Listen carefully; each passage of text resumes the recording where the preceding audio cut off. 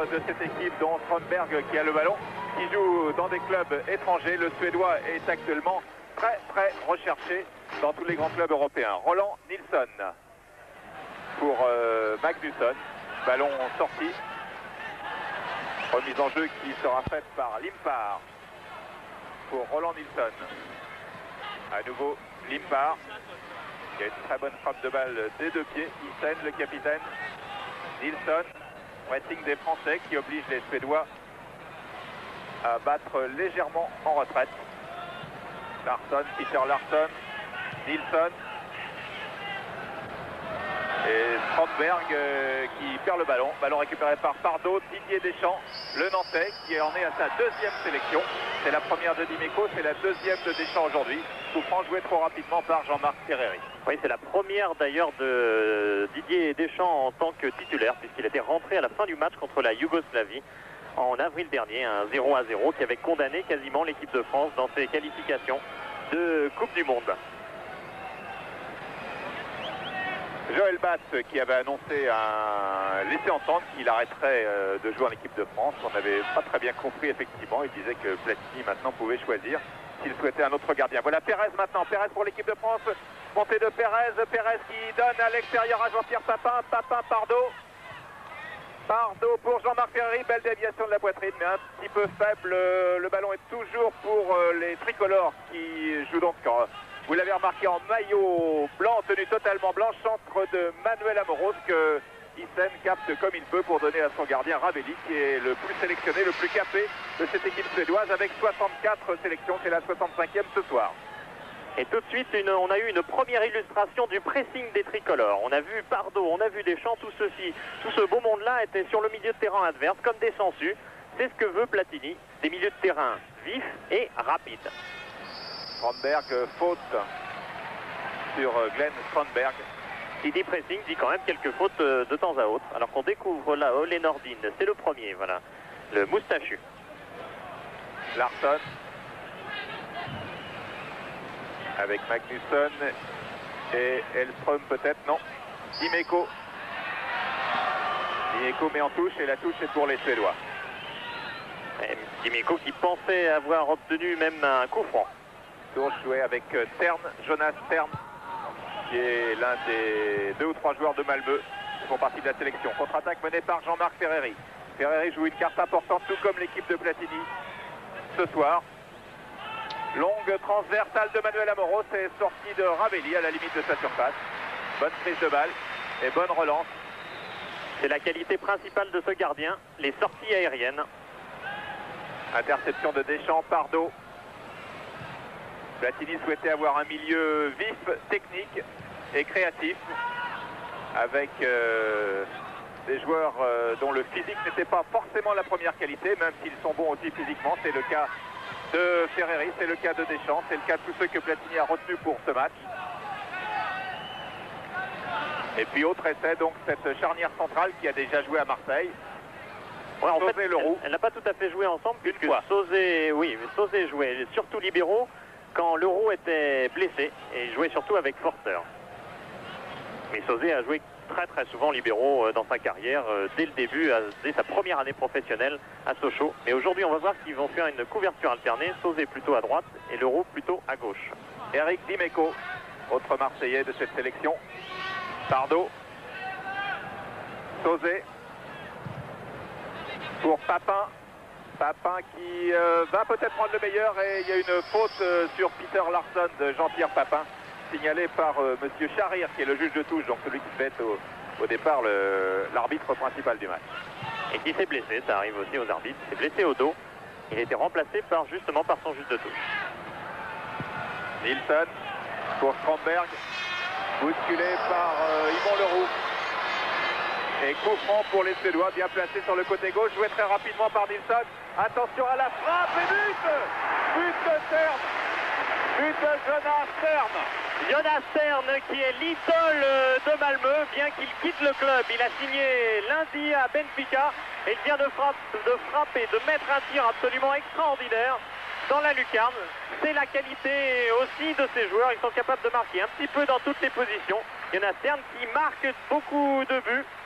qui ont marqué à Malmö et qui en marquent donc dans cette équipe de Suède quasiment d'entrée. Regardez cette frappe parfaitement enroulée du coup du pied, et là Joel Bath ne peut absolument rien faire.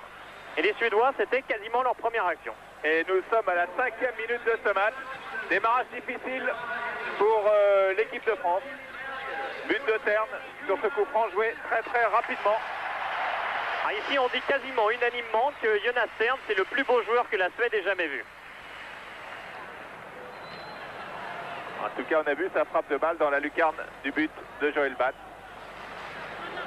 Jonas Tern qui était arrivé en retard à l'entraînement puisqu'il n'était pas là lundi. Il était à Benfica pour signer juste avant que la date limite pour les Coupes d'Europe ne soit passée. Eh bien, il s'est rattrapé au plus vite dès la 5e minute. Ljung, qui joue au Young Boys de Berne. Peter Larsson, Ajax d'Amsterdam. Intervention de Leroux, Paris Saint-Germain. Cantona, Papin. Perez qui contourne et qui parvient à centrer. Le centre est récupéré par Strandberg. Magnusson et faute d'Eric Dimeco sur Mats Magnusson. Eric Dimeco qui est convoqué par l'arbitre israélien M. Scheiner. Et nouvelle illustration de justement de la nouvelle stratégie que veut Michel Platini, une défense de zone. Mats Magnusson qui reste très souvent dans l'axe là avait bougé, était parti sur son aile. Eh bien, Eric Dimeco a fait une faute. Il en fait d'ailleurs un petit peu trop, Eric Dimeco, puisqu'il a été exclu du terrain samedi à Nice. Erreur de jeunesse. Thorn le buteur. Isten le capitaine sur Dimeco. Perez. Leroux. Pardo. Cantona. Cantona, toujours. Perez, bien joué. Pardo. Pardo, retour de Strandberg. Les Français ont toujours le ballon. Progressent lentement. Franck Sauzet. Une ouverture de Sauzet, non. Pressing de Magnusson sur Sauzet qui donne à Leroux. Leroux Dimeco qui avait Cantona à ses côtés. Dimeco poursuit. Dimeco avec Perez. Perez parvient à centrer. Le ballon arrive à Papin. Oh là là! Et c'est Nilsson. Puis Thorn maintenant pour les Suédois. Ljung.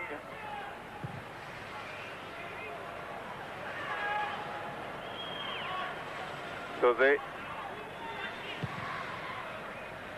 Perez.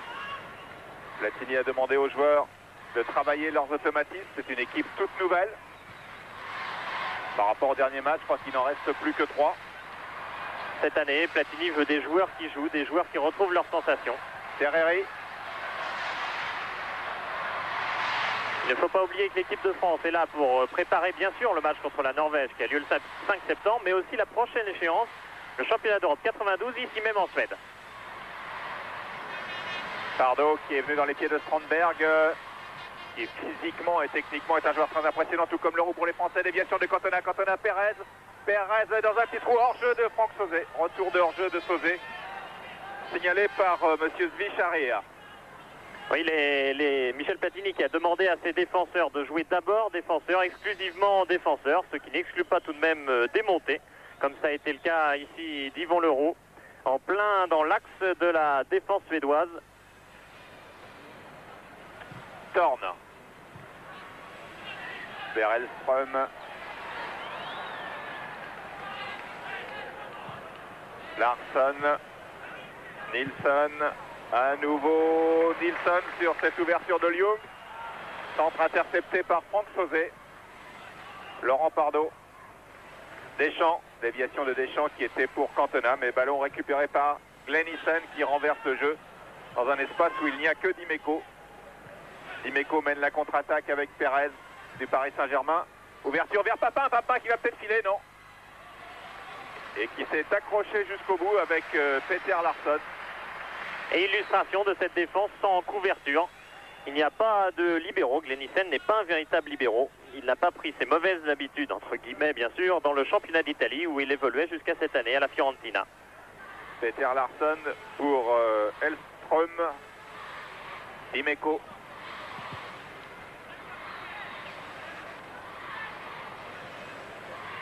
Perez très actif, Papin. Papin qui a deux Suédois devant lui, qui voit Cantona qui est parti. Ah, il a tenté de passer le ballon entre les jambes de Ljung. Ça n'a pas marché. Les deux solistes de l'attaque française, Jean-Pierre Papin et Eric Cantona. Ferreri.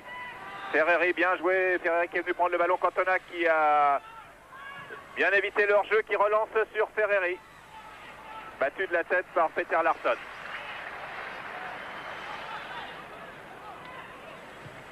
Ljung. Belle déviation pour Tern, le buteur. Magnusson, Tern, sur cette combinaison, deux joueurs qui jouaient à Malmö auparavant. Maintenant, Magnusson est à Benfica depuis 2 saisons et Tern part donc à Benfica.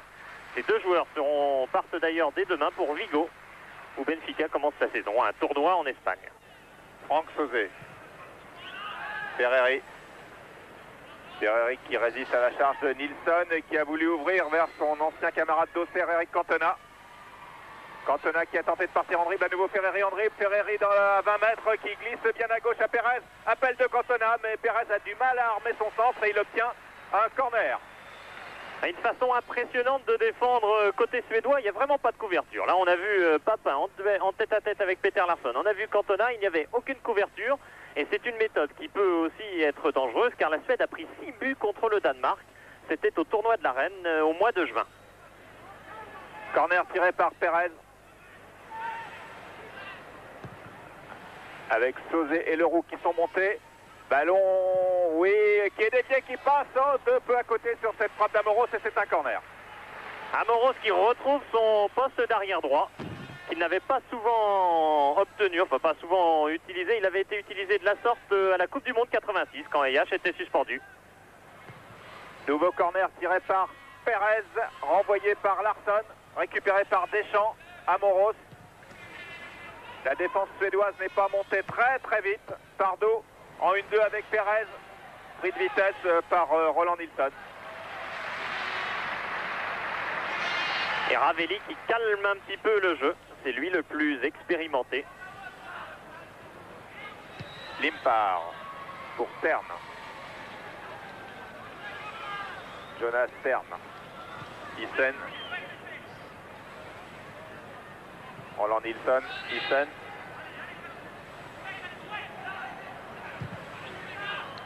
Donc ouverture vers Magnusson. Ballon renvoyé par Amoros pour Ferreri. Papin qui part, et à la limite du hors-jeu, il n'est pas hors-jeu, Papin est parti. Papin entre dans la surface, frappe de Papin, non. Ballon retrait pour Cantona en bout de course. Cantona qui pivote, qui va frapper, Deschamps récupère, Stromberg en retrait. Et les Suédois renvoient enfin une bonne occasion pour les Français. Papin a hésité à frapper.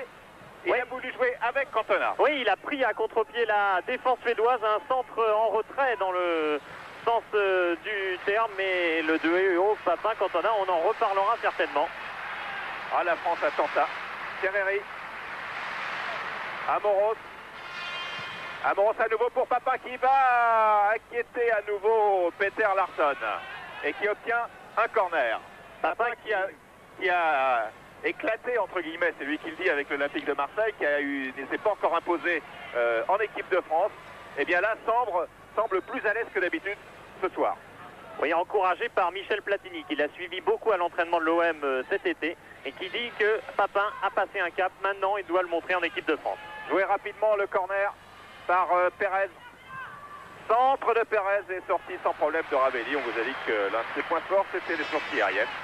Il vient d'en apporter la preuve. Toujours 1-0 donc pour la Suède après quasiment un quart d'heure de jeu. 14 minutes 30, but marqué à la 5e minute par Jonas Tern. Ljung. Transversal de Ljung pour Magnusson. Attention, Yvon Leroux, sortie de Joël Batt. Dimeco.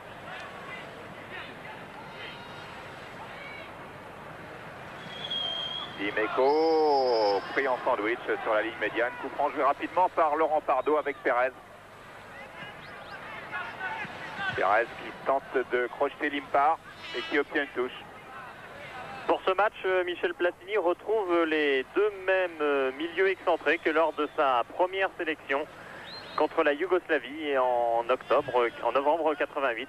C'est-à-dire Perez qui joue sur le côté gauche et Ferreri qui joue dans l'axe maintenant à Bordeaux, quand il joue en tout cas, là joue sur le côté droit. Remise en jeu de Pardo pour Cantona. Cantona, Ferreri. Le ballon est toujours pour les Français pour quelques secondes, récupéré par Stromberg, qui est vraiment très impressionnant. 45 sélections. Stromberg qui compte 130 points dans un classement qui est propre à la Suède, car les joueurs ont des points selon l'importance des matchs qu'ils disputent. Alors ce soir, si la Suède gagne, chaque joueur aura 3 points par exemple. Au championnat d'Europe, c'est 5 points. En Coupe du Monde, c'est 6 points en cas de victoire. 1 point ce soir en cas de, ne serait-ce que pour la sélection. Et puis on accumule comme ça en championnat, en coupe, il y a des points distribués. Et c'est un classement. Et quand on a une cinquantaine de points, on est considéré déjà comme un grand. Et celui qui a le plus de points, c'est Ravelli, avec 183. Ça n'existe qu'en Suède.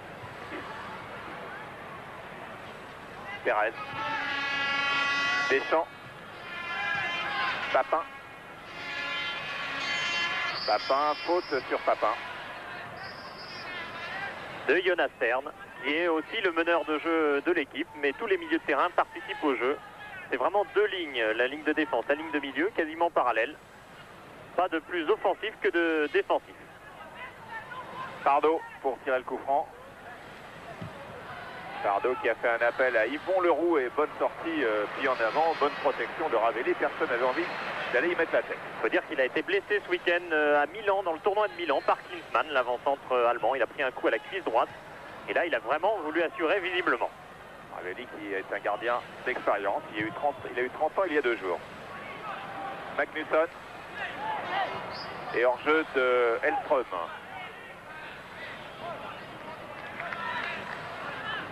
Hellström, un petit peu la surprise de cette équipe, mais c'est tout de même le meilleur buteur du championnat suédois. 13 buts en 15 rencontres, dont 2 dimanches. Ah, il a pile 50 points au fameux classement suédois dont je parlais tout à l'heure. Donc c'est un grand joueur. Voilà, mais il a 29 ans. Leroux.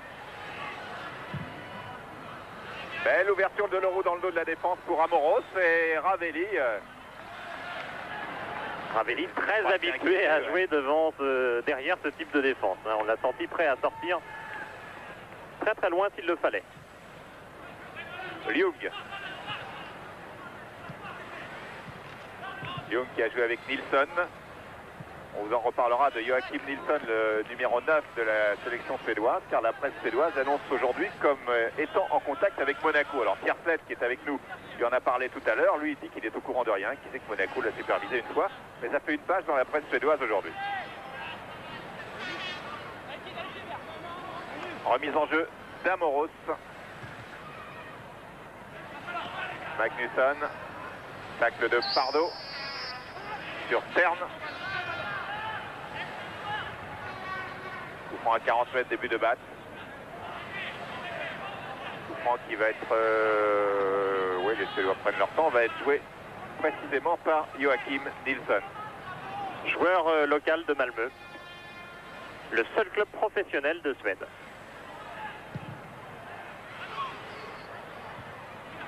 Envoyé de la tête, récupéré par Deschamps maintenant. Et Dimeco. Il a bien résisté au tacle de Stern. Remise en jeu Dimeco pour Franck Sauzet. Sauzet Amoros. Et quasiment toute la défense de Marseille, bien que Sauzet ne joue pas à ce poste dans l'équipe de Gérard Gilly. Ferreri. Ferreri, débordement de Ferreri, bien joué. Ferreri avec Perez. Frappe superbe de Perez, renvoyé par Ravelli, ce n'est pas terminé, toujours pour Perez. Perez encore face à Roland Nilsson. Pardo.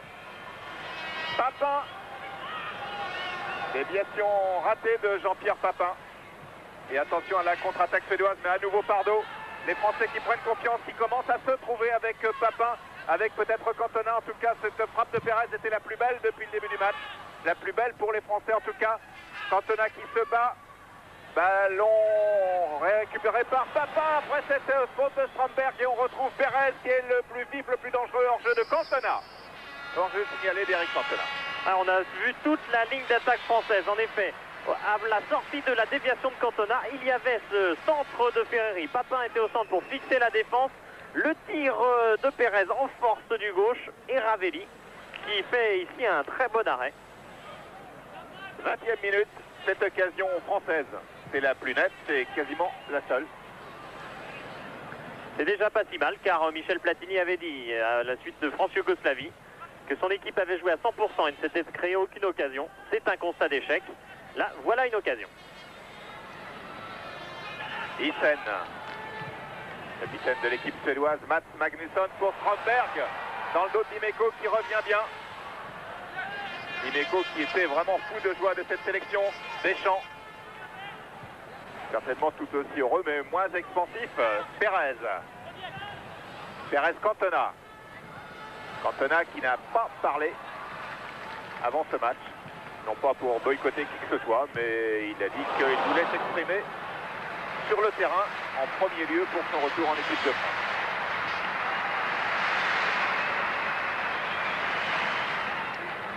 L'équipe de France applaudie par le public suédois. Dimeco, Leroux, Sauzet. Alors qu'il pleut maintenant depuis quelques minutes. Pérez qui a failli ouvrir le score. Et côte à côte, on a vu Papin et Cantona partir dans un petit couloir. Et une faute de Papin. Oui, parce qu'il y a protégé son ballon, ça c'est une chose, mais il n'est pas question tout de même de mettre la semelle comme Papin l'avait mise ici, devant son adversaire direct. Faute indiscutable de Jean-Pierre Papin. Stern, Jonas Stern, pour Stromberg, que l'on voit plus en pointe au fil des minutes. Ballon récupéré par les Français avec Pérez. Pérez, Cantona, déviation de Cantona pour Deschamps. Isen, Larsson, Roland Nilsson, Limpar, Isen, Nilsson,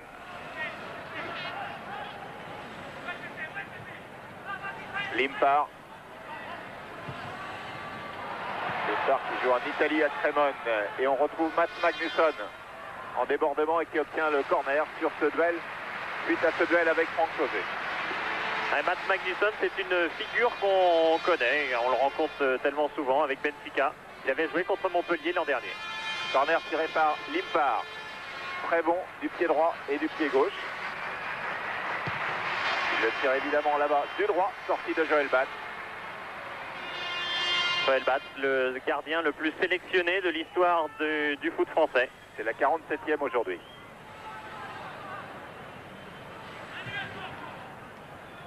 Et qui a un nouveau suppléant, retenu pour la première fois par Platini, c'est Rousset, le gardien de Sochaux. Habituellement, c'est Bruno Martini, mais Platini, en accord avec Giroud, n'a pas sélectionné l'Auxerrois compte tenu des matchs de Coupe d'Europe. Vous avez vu le match aller sur Canal la semaine dernière, vous verrez le match retour à Zagreb également sur Canal dans 8 jours. Deschamps qui est bien allé boxer, chercher, j'allais dire boxer ce ballon dans les pieds d'un adversaire qui était Roger Liung. Toute la volonté française de ne pas reculer dans le terrain sur cette action de Deschamps. À Moreau, c'est faute de Franck Sauzet. À son tour appelé par monsieur Scheiner. Sauzet qui est sorti un petit peu vigoureusement tout de même derrière Hellström. C'est ce que lui reproche l'arbitre, d'être venu par derrière, d'avoir taclé par derrière Hellström. Et finalement le seul joueur a joué aujourd'hui, donc c'est seulement la première fois qu'il est titulaire. 5 sélections, mais première fois qu'il est titulaire au départ. Stern pour Stromberg. Stromberg, Nilsson. Joachim Nilsson obtient un corner concédé par Manuel Amoros. Joachim Nilsson, donc ce gaucher qu'on attend à Monaco, paraît-il. En tout cas, ce qui est sûr, c'est qu'Arsène Wenger avait déjà surveillé plusieurs fois Jonas Stern, qui a donc signé à Benfica. Peut-être avait-il repéré Nilsson à cette occasion. Alors, je vais vous parler de Anders Limpar qui a des tirs des deux pieds. Cette fois-ci, c'est à nouveau du droit. Et Joël Batz Joël Batz en difficulté sur ce corner de Limpar. Très très brossé, c'est curieux. Il a joué les deux corners, donc un à droite et un à gauche. Il a tous les deux joué du pied droit. Et Michel Platini, fidèle à son habitude, est debout, devant son banc cette fois-ci. Pas à côté, mais sûrement pas assis en tout cas. Pardo pour Franck Sauzet. Platini qui avait fait du coup par coup jusqu'à maintenant depuis qu'il est sélectionneur pour tenter d'obtenir une sélection pour la Coupe du Monde de la part de l'équipe de France et qui maintenant bâtit, c'est le premier jour. Papin, l'un des leaders de ce que l'on peut appeler la génération du sélectionneur Platini. Deschamps, Nilsson et Dimeco va aller se jeter et faire une faute dans le rond central et carton jaune pour Eric Dimeco qui actuellement a une petite épidémie de carton. Il touche ces jours-ci. Oui, parce qu'il en avait pris 3 avant son expulsion à Nice ce week-end dernier. On revoit, c'est un tacle par derrière. Visiblement, l'arbitre, M. Scheiner, n'apprécie pas et on lui donnera pas tort. Eric Dimeco qui reconnaît volontiers qu'il manque un petit peu de métier aussi dans la façon d'attaquer parfois. Qu'il ne veut pas être méchant et que là, Joël Batz prend le ballon devant les pieds de Hellström. Mais il ne masque pas ses attaques. Et donc, il paye. Amoros. Ferreri, talonnade avec Amoros qui est bien parti. Obstruction sur Amoros de Joachim Nilsson. Non sifflé. Stromberg. À nouveau Joachim Nilsson. Beau déploiement avec terme de cette équipe suédoise avec Nilsson totalement seul mais hors jeu.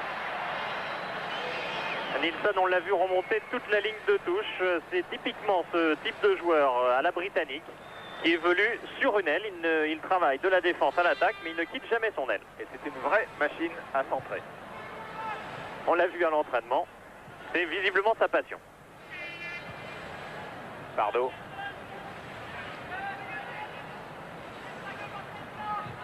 Précision en plus, Nilsson joue à Malmö dont l'entraîneur est anglais. Déviation pour Perez. Perez sur le côté gauche avec seulement Ferreri en soutien. Petit festival de Perez, mais festival qui tourne court. Pas tout à fait dans la mesure où Dimeco récupère. Terrain qui devient glissant à cause de la pluie qui tombe. Ferreri qui ne passe pas. Deschamps. La touche est pour les Français. Un petit moment de confusion, c'est aussi parce que les deux équipes jouent avec deux milieux de terrain très très resserrés. Les 4 milieux de terrain des deux équipes sont très resserrés et évidemment il y a beaucoup de chocs, beaucoup de rencontres et évidemment ça manque de clarté. Cantona, Leroux pour Papin et non, c'était pour Ljung. Et Amoros est venu disputer ce ballon à Joachim Nilsson. Le pressing d'Amoros met quelques instants en difficulté les Suédois. Et Sauzet jaillit bien. Et faute sur Franck Sauzet. Franck Sauzet qui est appelé tout de même. Non, c'est Amoros, le capitaine qui est appelé par l'arbitre israélien, monsieur Jacob Steiner. Oui, visiblement, Manuel Amoros a fait une faute en dehors du jeu. Il a un petit peu joué du coude sur un adversaire. L'arbitre a tout de même sanctionné la faute de Magnusson, mais il le signale à Manuel Amoros. Au plan de la télévision suédoise qui retransmet bien entendu ce match et que nous relayons sur Canal+, avec les images suédoises, sur Manuel Amoros. Ferreri qui laisse sortir. Peut jouer avec Amoros. Le nouveau Marseillais. Ferreri. Crochet bien réussi de Jean-Marc Ferreri.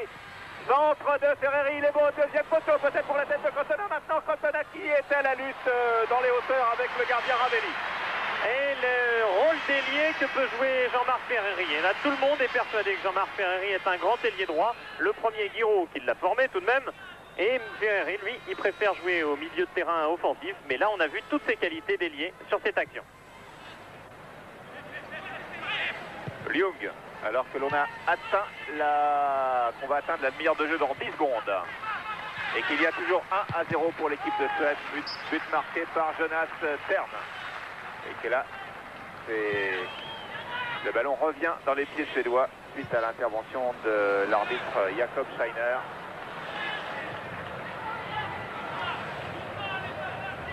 Petites imprécisions côté suédois. Il faut dire que Glennissen, qui a manqué un petit peu cette passe, vient de jouer son premier match samedi avec Liverpool lors de du Charity Shield, rencontre entre le vainqueur du championnat et de la coupe.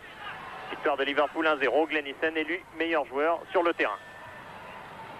Alors qu'en Suède, le championnat en est à sa 15e journée. Cantona, Papin était hors jeu. L'entente Papin-Cantona, on en avait énormément parlé quand Cantona était arrivé à Marseille. Ils ont joué tout de même 21 matchs ensemble à Marseille. Pour un résultat qui n'était pas si mauvais. Marseille a marqué 34 buts dans ces matchs joués ensemble. Ljung. Sauzé récupère. Et Magnusson met en touche.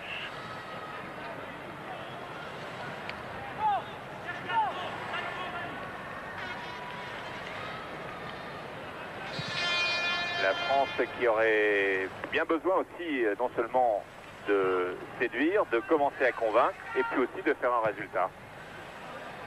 Surtout que Michel Platini a annoncé que quoi qu'il arrive, enfin quasiment quoi qu'il arrive, ce sont les mêmes 17 joueurs qui seront en dehors de 1 ou 2 Auxerrois en plus, qui seront en Norvège le 5 septembre. Il est clair que nous assistons là à la naissance d'un groupe, comme on avait assisté en 79 en Suède, quand l'équipe de Michel Hidalgo à l'époque était venue avec Platini, et bien on avait assisté à la naissance d'un groupe. Évidemment, on ne peut que souhaiter une chose, c'est que le groupe que l'on voit naître ce soir en direct sur Canal ait une dimension qui soit pas trop loin de la précédente. Ljung pour Hellström, le centre d'Hellström, contré par Franck Sauzé en corner. Jan Hellström qui avait joué un France-Suède, un 7 France olympique ici à Malmö, un 4-2 dont Pardo se rappelle très bien parce qu'il jouait aussi. Et Hellström avait marqué le 3e but, les Français menaient 2-0 à la mi-temps. Anders Limpar pour tirer ce corner, sorti de Joël Bass qui boxe du point gauche. Un ballon que récupère Jonas Tern. Envoyé par Pérez, contre-attaque avec Ferreri. Ferreri qui glisse bien à Deschamps. Deschamps, attention, Papin est hors jeu, Papin non. Il a pivoté. Il est revenu sur le côté droit, Jean-Pierre Papin, où la trouve maintenant Laurent Pardo. Voilà Papin à droite. Appel de balle de Leroux qui est monté. Cantona aussi, Ravelli sort sans problème. Le grand gardien de Göteborg. Et lance très vite devant, beaucoup trop vite. Match un petit peu débridé là, où les deux défenses étaient étaient en minorité sur ces deux actions. La première, Ibsen n'était pas revenu du corner. Malheureusement, Papin était hors jeu et Cantona n'avait pu lui donner. Belle touche de balle de Cantona qui ouvre pour Papin, un petit peu long, pas de beaucoup, mais trop long quand même. Et Ljung tape en touche. Et on essaye côté français de faire circuler la balle d'une aile à l'autre. Ça provient tout simplement d'une équipe bien équilibrée. Il y a une belle accélération menée par Cantona sur la gauche. Remise en jeu maintenant d'Amorov sur la droite pour Ferreri. Ferreri qui est accroché régulièrement par Joachim Nilsson. Oh, faible et cette passe en retrait de Ljung qui oblige Ravelli à mettre en corner devant Ferreri. Très faible passe de Ljung. Encore un joueur de Malmö d'ailleurs qui vient de quitter le club. Il est parti au 1er juillet, donc en plein milieu du championnat, au Young Boys de Berne, où il a retrouvé Tord Grip, un entraîneur suédois. Ferreri au corner avec Cantona, avec Leroux, avec Sauzé dans la surface. Et une frappe qui allait vers la tête de Sauzé, renvoyée maintenant par Stromberg et loin devant de Peter Larsson. C'est Peter Larsson, le défenseur central, qui est sorti. Allait vers la tête de Sauzé, renvoyée maintenant par Stromberg et loin devant de Peter Larsson. C'est Peter Larsson, le défenseur central, qui est sorti. Car sur ces balles arrêtées, on remonte après très rapidement.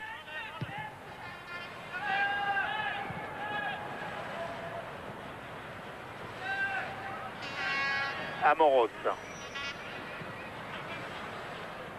Dans les 10 dernières minutes de cette première mi-temps, Cantona Cantona qui est face de ses doigts. Oh là là, qui a glissé à... n'est pas parvenu jusqu'à Papin et Pérez qui était cependant signalé hors jeu. Et encore ces interventions par derrière, cette fois-ci de Yvon Leroux, qui n'ont pas l'air de plaire à l'arbitre. Et chaque fois, il sanctionne immanquablement les Français. Ce n'est pas parce qu'on touche le ballon qu'il n'y a pas faute sur ces interventions. Limpar tire ce coup franc qui était pour Mats Magnusson, mais très très mal ajusté. Pérez récupère, Pérez pour Cantona, non. Roland Nilsson vers Joachim Nilsson. L'avantage de ces systèmes de jeu à l'anglaise, c'est de donner ce genre de match où la balle est finalement très peu au milieu de terrain. On passe d'un but à l'autre, c'est très vivant. Didier Deschamps, Laurent Pardo, dont c'est aussi la deuxième sélection, tout comme Deschamps. Pérez, c'est la quatrième de Pérez. Et Dimeco, vous le savez, c'est la première. On ne va pas tous les énumérer. On retrouve Franck Sauzet. Leroux, tacle de Leroux, tout à fait régulier. Remise en jeu de Joachim Nilsson. Leroux dégage. Ljung récupère. Attention, Strandberg arrive très vite. Franck Sauzet renvoie bien. Strandberg est encore dans la surface. Et c'est Pardo qui a renvoyé, mais le ballon est toujours pour les Célois avec Joachim Nilsson chargé par Manuel Amoros. Hyssen, petite mésentente dont ont failli profiter Papin et Ferreri. Et Leroux relance avec Pardo, avec Pérez maintenant. Pérez, belle ouverture pour Papin. Une occasion pour Papin. Papin qui file au but. Papin va-t-il marquer? Papin à côté. Un Papin qui profite parfaitement du système de jeu suédois. Il n'y a pas de marquage officiel, on joue en zone du côté suédois. Il va surtout Papin, il est très malin. Là on le voit, il est comme par hasard sur Peter Larsson qui revient. C'est son retour en équipe de Suède après une blessure. Et Papin joue énormément sur son côté, donc sur la droite de l'attaque de l'équipe de France.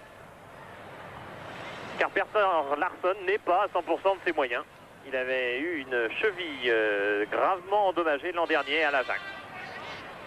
En tout cas, cette équipe de France-là s'est créée au moins deux belles occasions dans cette première mi-temps. Le tir de Pérez tout à l'heure envoyé par Ravelli. Et là, cette course de Papin. Strandberg, équipe de France qui est toujours menée 1-0. Dimeco face à la Suède qui, on vous l'a dit, a été l'une des meilleures, si ce n'est la meilleure équipe nationale européenne la saison passée. 3 défaites dans les 26 derniers matchs de l'équipe suédoise. C'est quand même une grosse performance. Cantona.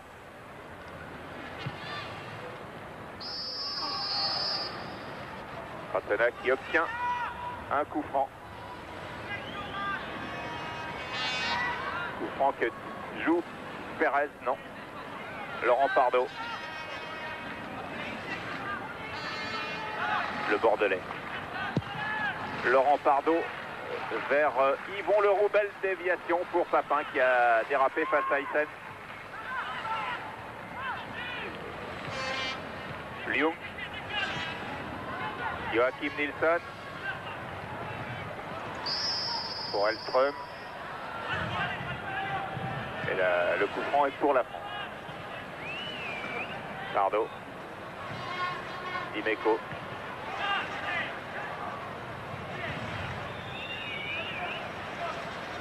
Leroux Sauzet. Alors il pourrait y avoir pas mal de changements dans ce match, plus que d'habitude. C'est un match amical. Ce qui était convenu à un quart d'heure du coup d'envoi, c'était à la demande de Platini, 3 changements, plus celui du gardien, possible, hein, pas obligatoire bien entendu. Oui, et côté suédois, en contrepartie, on a 18 joueurs sur le banc de touche. Côté français, 17, mais enfin il y en a 2, Sylvestre et Durand, qui sont blessés et qui ne pourront pas jouer.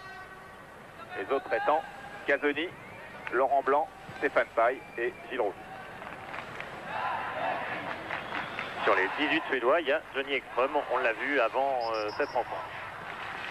C'est le nouvel avant-centre de l'équipe de Jean Fernandez à Cannes. Qui attend aussi bientôt Luis Fernandez.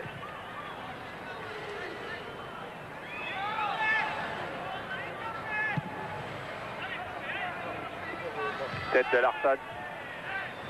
Papin. Ferreri. Ferreri toujours. Avec Pérez, appel de Dimeco. Dimeco qui est bien monté, Dimeco qui a été attaquant et qui obtient cette fois-ci un coup franc, qui est évidemment, comme la plupart des latéraux aujourd'hui, poussé vers l'offensive. Il a l'avantage d'avoir été ailier gauche pendant une très bonne partie de sa carrière, y compris à Marseille d'ailleurs, où il a été au centre de formation. Avec Dimeco qui a bourlingué avant de connaître la sélection à Nancy, à Martigues, puis maintenant à Marseille. Tout c'est autre chose évidemment. Pérez, fan de coup franc pour la frappe de Sauzet. Mal ajustée. La frappe de Franck Sauzet, bien connue de tous les téléspectateurs de Canal+. Et très bien connu de Joël Batz, qui avait tout de même pris un but capital, qui avait donné en bonne partie le titre à l'Olympique de Marseille. Bien connu aussi d'un gardien grec en finale du championnat d'Europe Espoir, où l'équipe de France avait gagné 3-0, 2 buts de Sauzet, de 20 et 25 mètres. À propos des espoirs, cette génération des espoirs à laquelle vous faites référence, eh bien on en retrouve une bonne partie sur le terrain. Avec Sauzet, avec Cantona, avec Paille qui est remplaçant. Deschamps en retrait pour Joël Batz, voilà. Et les espoirs qui ont fait match nul hier soir, 3 buts partout contre l'équipe suédoise. C'était à une centaine de kilomètres d'ici. Et Platini est allé assister au match. Et il a particulièrement remarqué Lima qui a marqué 2 buts. Hérault qui est rentré en cours de match. Kister et Dogon qui a marqué également. Kister dont Platini parle énormément pour l'avenir. Et c'est d'ailleurs pour ça qu'il a été sélectionné. Il a la double nationalité franco-française et belge. Et donc Platini, en l'ayant sélectionné hier soir pour l'équipe Espoir, l'a bloqué. Il sera sélectionné en équipe de France ou nulle part dorénavant. À sa carrière internationale, maintenant, il n'y a qu'une destination, c'est le coq. À 3 minutes 15 de la fin, toujours 1-0 pour la Suède. Face à une équipe de France, malgré tout, malgré le score en tout cas, assez séduisante. Leroux, Ferreri, Cantona, Papin avec Cantona qui était à la limite du hors-jeu. Papin qui a vu que la situation était un petit peu figée, a tenté sa chance de 35 mètres. Attention à la contre-attaque menée maintenant par Magnusson. Magnusson avec Sauzet qui revient, qui le balance à l'extérieur de la surface. Et il n'y a pas de coup franc, dit monsieur Steiner, l'arbitre suppléant. En tout cas, Sauzet avait tout de même donné un coup d'épaule à Magnusson. Après, il faut savoir si évidemment Magnusson ne s'est pas laissé tomber. Ça, c'est l'éternel problème. Voilà, en tout cas, c'est Cantona maintenant qui, après un premier coup de boutoir, va en donner un deuxième peut-être avec Papin qui démarre. Ah, un peu longue cette phase de Cantona. Et toujours pas de hors-jeu sur ses actions. Un Papin, là, qui était très souvent hors-jeu. On lui a souvent reproché dans cette équipe de France et à Marseille. Il avait tendance à se laisser prendre. Et là, aujourd'hui, il est malin, Jean-Pierre Papin. Il a bien compris, il tire bien profit de la relative lenteur de la défense centrale suédoise. Hellström, stoppé par Leroux, Pardo, Ferreri. Ferreri, attention, bonne fin de première mi-temps des Français avec maintenant Leroux. Yvon Leroux, ah non, mauvaise passe qui a été récupérée par Nilsson. Et maintenant, Peter Larsson, loin devant. Qui a regardé le chronomètre, qui a vu qu'il ne restait qu'1 minute 30, et Platini. Platini qui est debout depuis exactement 30 secondes tout à l'heure sur le départ sur la gauche. Il n'était pas du tout content de Manuel Amoros qui effectivement n'était pas à sa place. Magnusson avait beaucoup de champs devant lui. Platini s'est levé de façon très véhémente à l'encontre de l'arrière latéral marseillais. Dimeco, Pardo, appel de Cantona, Ferreri, pour Cantona qui est hors jeu cette fois-ci, oui, c'est indiscutable. Cette fois, il y a hors-jeu, mais Platini peut être content. Pour l'instant, le trio qu'il avait mis en soutien de Jean-Pierre Papin, c'est-à-dire Pérez à gauche, Ferreri à droite et Cantona au centre, bouge parfaitement. On voit beaucoup les 4 attaquants français. Strandberg, Larsson, pour Roland Nilsson. Et faute, ouais, faute d'Yvon Leroux sur Magnusson dans la dernière minute de la première mi-temps. Et c'est sur un coup franc de l'autre côté qu'au début du match, les Français ont pris le but. Coup franc qui avait été joué rapidement. Et c'était Jonas Tern qui avait marqué. Là, c'est Limpar qui tire le coup franc de l'autre côté. Et bien sûr, Glenn Nissen est monté. Il monte toujours beaucoup sur les coups de pied arrêtés. Limpar et Batz. Batz qui intervient, mais les Suédois qui restent devant. Difficile de relancer rapidement, c'est pourtant ce qu'il fait. Avec Dimeco, Pardo. Pardo, Ferreri, qui a de l'espace sur le côté droit où on l'a vu très brillant tout à l'heure. Ferreri, Deschamps. Deschamps pour Amoros, non. Ah, ça se voyait trop. Amoros vient récupérer beaucoup de combativité, d'agressivité, de bonne agressivité de la part des Français. Au moment où monsieur Jacob Scheiner siffle la fin de cette première mi-temps sur le score de 1-0. But marqué à la 5e minute pour les Suédois par Jonas Stern. On a vu une assez bonne équipe de France. On aimerait voir une équipe de France où il n'y a pas un 0 au tableau d'affichage. Et c'est peut-être pour la deuxième mi-temps. Pierre Sled qui est en bas avec un micro. Donc je vous rappelle que c'est la télé suédoise qui réalise. On va voir si ça fonctionne. Pierre, et qui nous entend pas d'ailleurs. Avec Yvon Leroux, une première mi-temps très bonne de l'équipe de France. Malheureusement, il y a ce but encaissé dès le début de match. À quoi l'attribuez-vous? Oh, je sais pas, je pense d'abord qu'il n'y avait pas faute car on joue tous les deux le ballon. Et l'arbitre s'est un petit peu abusé par rapport aux joueurs suédois. Et après, je crois que c'est un manque de rigueur d'entrée de match. Et je pense que ça comprend le but. Il y a quand même des points positifs dans cette mi-temps. On a vu la France beaucoup entreprendre. Oui, je crois qu'on n'a plus rien à perdre. Je crois que non, faut développer notre football, un football très vif. C'est ce qu'on a fait, on a eu beaucoup d'occasions, malheureusement ça n'a pas été au fond, mais je pense qu'en continuant comme ça en seconde mi-temps, on va réussir à marquer des buts. Vous avez certainement la même opinion, en tout cas la plupart d'entre vous, que celle d'Yvon Leroux. Voilà, Pierre Sled, qui était sans retour son, ce qui expliquait qu'il était un petit peu à la pêche, mais tout a très bien marché avec la télé suédoise sur cette intervention. On va retourner à Paris, on va...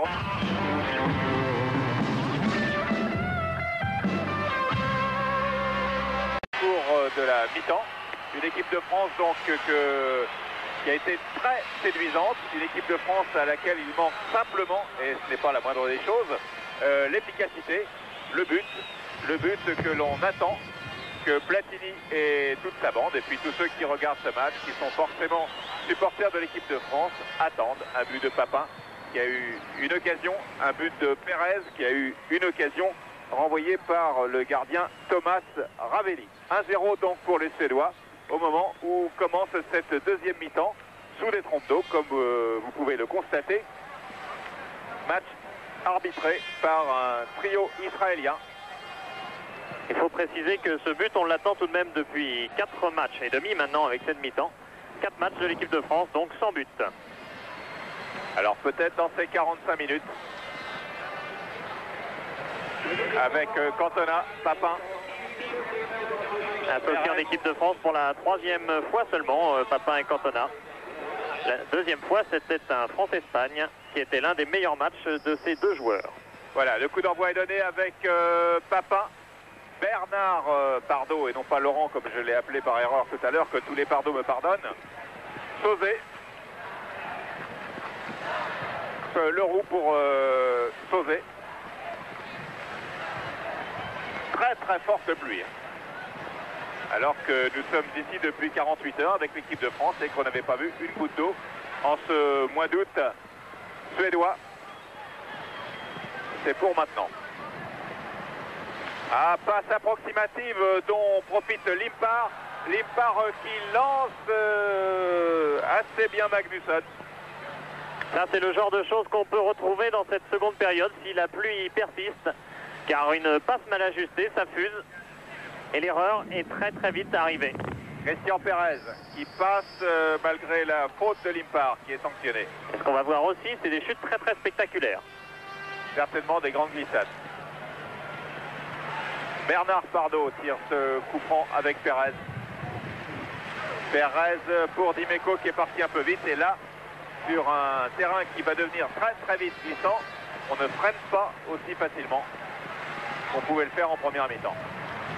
Orage maintenant.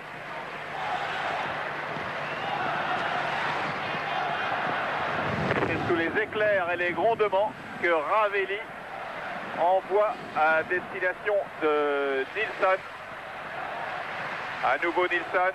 Leroux. Leroux pour Pardo. Cantona. Ferreri. Amoros, c'est bien joué avec Deschamps à une touche de balle. Ça n'aboutit pas. À nouveau Bernard Pardo. Ça ne passe pas tout à fait. Alors qu'il y a eu, je crois, un changement dans l'équipe suédoise. Non, il n'y a pas de changement.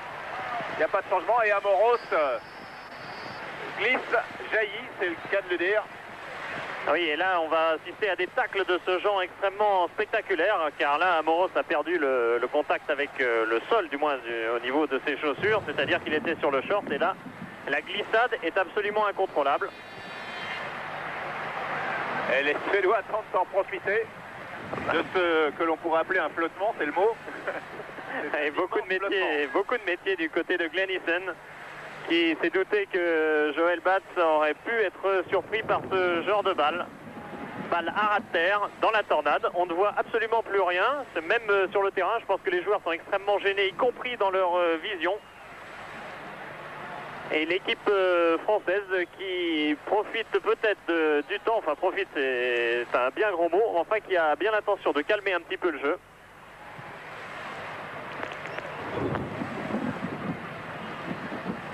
On fait un round d'observation dans ce match et on repousse le ballon au plus loin. Peut-être Papin. L'endégagement de Ravelli. Là, c'est un match vraiment très particulier auquel nous assistons maintenant, une deuxième mi-temps. Comme diraient les nuls, comme on en voit pas très souvent. C'est pas encore le Racing Nice célèbre des barrages qui avait été interrompu par l'orage à Colombes. Mais on n'en est plus très loin si ça dure. Et c'est vrai que maintenant, ce que l'on voit est beaucoup moins significatif compte tenu des conditions qui sont, elles, assez exceptionnelles. Pérez, mais cette équipe de France qui nous a quand même assez séduit en première mi-temps montre tout autant de conviction, d'envie de réussir et aussi des facettes de son talent comme là avec Papin sur Hyssen, dans des conditions aquatiques et orageuses. Elström et on commence à une nette chute dans le niveau général de cette partie, c'est tout à fait normal. Là, les joueurs attendent que l'orage cesse un petit peu. Car tout à l'heure, un peu avant le match, on a eu un orage de ce genre-là. Il a duré quelques instants seulement. On n'a pas eu de pluie aussi violente, ni d'éclairs aussi forts. On retrouve Limpar sur le côté droit. Limpar avec un tacle glissé, bien entendu, de Leroux. Remise en jeu de Limpar. L'arbitre israélien n'a pas pris la décision pour l'instant d'interrompre le match. Elström, non. Et une frappe de Nilsson du pied gauche. Et Joël Bats qui a été très prudent sur ce ballon. Et là, il faut assurer toutes ses prises de balles. Peut-être Joël Bats a-t-il d'ailleurs changé de camp, vraisemblablement à la mi-temps. La première sélection d'Éric Dimeco est d'ores et déjà arrosée. Limpar.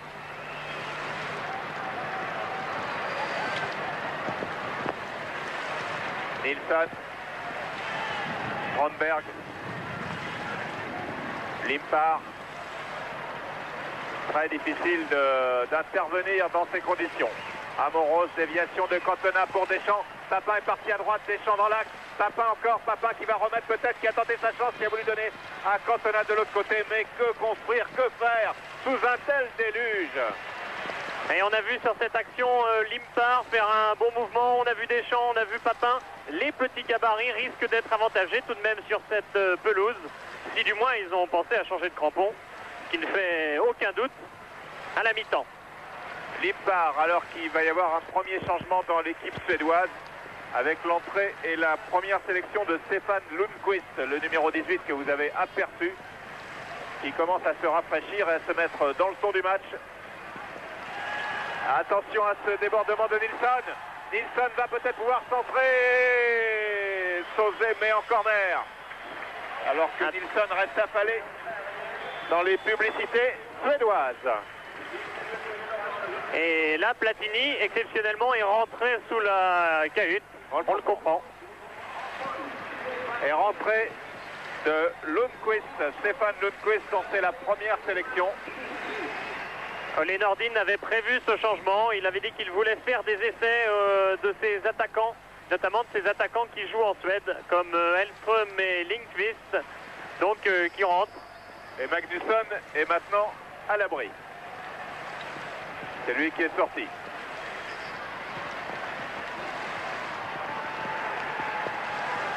Et l'arbitre interrompt le match. Alors, le match est interrompu. Pour combien de temps? Eh bien, personne ne le sait, évidemment, pour l'instant. Qu'allons-nous faire? Nous ne le savons pas encore tout à fait non plus. On garde pour l'instant l'antenne, car Pierre Sled est au vestiaire, est en dessous de la tribune de presse où nous nous trouvons, et va se renseigner, s'informer, pour savoir quelle décision prend l'arbitre, s'il se donne un petit délai, s'il dit on va voir dans 5 minutes, on va voir dans 10 minutes, on va voir dans un quart d'heure. En tout cas, je pense que la régie finale, avec Frédéric Chevit qui est à Paris, ont déjà vu les circonstances envisager cette interruption. En tout cas, d'ores et déjà, il faut y penser. Oui, dans des compétitions officielles, il y a un règlement. L'arbitre déploie un petit peu sa patience et compte. C'est un chronomètre qui est lancé. L'arbitre se donne 15 minutes, se donne 30 minutes pour réagir à cette situation. Là, ce n'est pas une compétition officielle. Donc, il peut se passer absolument tout. Et on est prêt à tout d'ailleurs ici.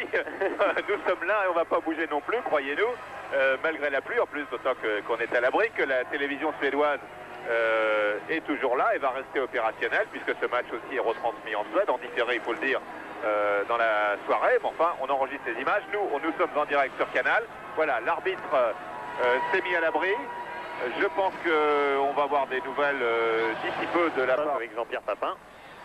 Et bien du coup c'est Cantona qui joue et le match d'ailleurs reprend avec Papin et Cantona dans la ligne d'attaque française. Tout le monde va se positionner devant le but français. Il y avait corner avec Limpar qui était sur la droite. Alors c'est 7 minutes le temps d'après la télévision suédoise qui nous donne ces images. Donc 7 minutes en deuxième mi-temps.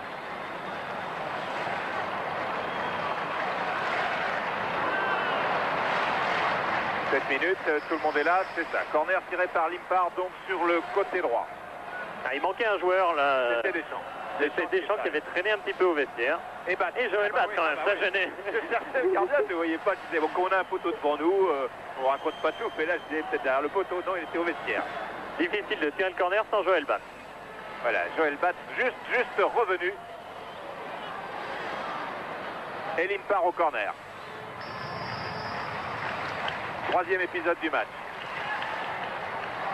Et but, non! Sauvé sur la ligne par Amoros, semble-t-il. Sauvé par Amoros, Bon, on le reverra tôt ou tard de toute façon, car l'action continue. Et c'était justement le remplaçant là qui vient de rentrer, Lindqvist, qui a fait cette superbe tête.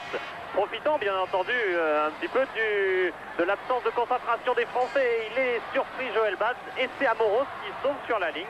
Lindqvist, un attaquant prometteur, sa première sélection est entrée. Il était rentré tout à l'heure, il n'avait pas encore touché de ballon. D'entrée, une tête au 6 mètres extrêmement dangereuse. L'équipe de France qui avait été un petit peu cueillie à froid au début du match sur un coup franc à la 5e minute, là a failli à nouveau, alors que Bath était rentré avec un peu de retard, être battu pour la deuxième fois. Mais Amoros a bien sauvé. Appel de balle de Limpar. Remise de la tête de Limpar, non, c'était pour Hellström. Perez récupère. Nilsson. Romberg. Young. Romberg. Face à maintenant Ferreri. Bernard Pardo, qui a tenté de lober, de feinter Nilsson, derrière qui se trouvait Perez. Contre-attaque menée avec Terne, Cantona, Pardo non, Dimeco, Leroux qui joue maintenant avec un emplâtre sur la cuisse gauche, Cantona qui remet, c'est un peu juste pour Pardo, et une faute au passage du capitaine Glennisson, qui a dû céder de la main vraisemblablement sur cette remise de Cantona, qui apporte beaucoup Eric Cantona avec ses remises, avec son jeu en passe rapide. Peut-être un petit peu ce qui manquait à l'attaque française jusqu'alors. un peu de créativité. C'est en tout cas pour ça qu'Eric Cantona a été rappelé.